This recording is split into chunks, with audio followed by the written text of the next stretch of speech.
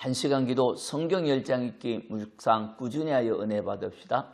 고린도전서 9장 1절에서 15절 권리 내려놓기. 아름다운 덕이 되는 것 중의 하나가 마땅히 받을 권리를 내려놓는 것입니다. 육적 자아가 강한 사람들은 자기 권리를 주장하고 권리를 알아주지 않으면 큰 소리치며 알아달라고 하지만 성숙한 사람은 자원하여 마땅히 받을 권리를 내려놓기도 합니다. 사도 바울은 복음을 전할 때 마땅히 받을 권리를 내려놓았습니다. 다른 사람들은 복음을 전하고 사례를 받았지만 사도 바울은 고린도 교회를 개척하였고 마땅히 받을 권리가 있지만 사례를 받지 않고 자비량으로 섬겼습니다. 그때 남을 비난하고 정죄하기를 좋아하는 사람들은 사도 바울은 사도의 자격과 실력이 부족하여 사례를 받지 않는다고 말하고 다녔지요. 사도 바울은 자기를 비판하는 자들에게 마땅히 받을 권리를 주장하지 않는 이유를 설명하였습니다. 권리를 주장하지 않고 내려놓는 것은 복음의 장애물을 제거하기 위함이었습니다. 12절 우리가 이 권리를 쓰지 아니하고 범사에 참는 것은 그리스도의 복음에 아무 장애가 없게 하려 함이로다. 그러나 이것을 하나도 쓰지 아니하고 또 이 말을 쓰는 것은 내게 이같이 해달라는 것이 아니라 내가 차라리 죽을지언정 누구든지 내 자랑하는 것을 헛된 대로 돌리지 못하게 하리라. 아멘. 사도 바울은 복음을 전하는 일꾼이었기에 당연히 교회의 섬김으로 먹고 마실 권리가 있었고 믿음에 자매된 아내를 데리고 다닐 권리도 있었습니다.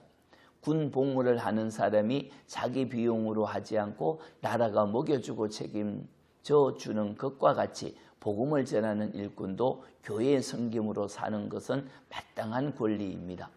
포도를 심는 자는 그 열매를 먹고 양떼를 치는 자가 양의 젖을 먹는 것과도 같은 이치죠.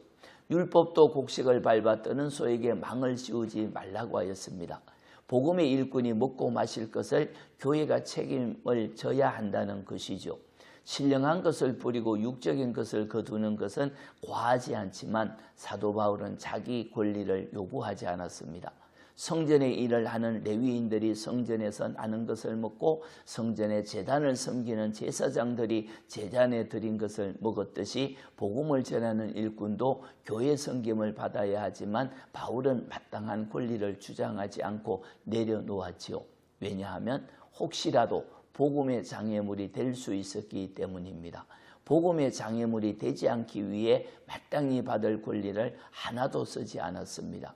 또한 비난하는 자들을 위해 이렇게 가르치는 것도 마땅히 받을 것을 받기 위함이 아니었습니다. 바울은 자신은 죽을지라도 권리 요구를 하지 않을 것이라고 했지요.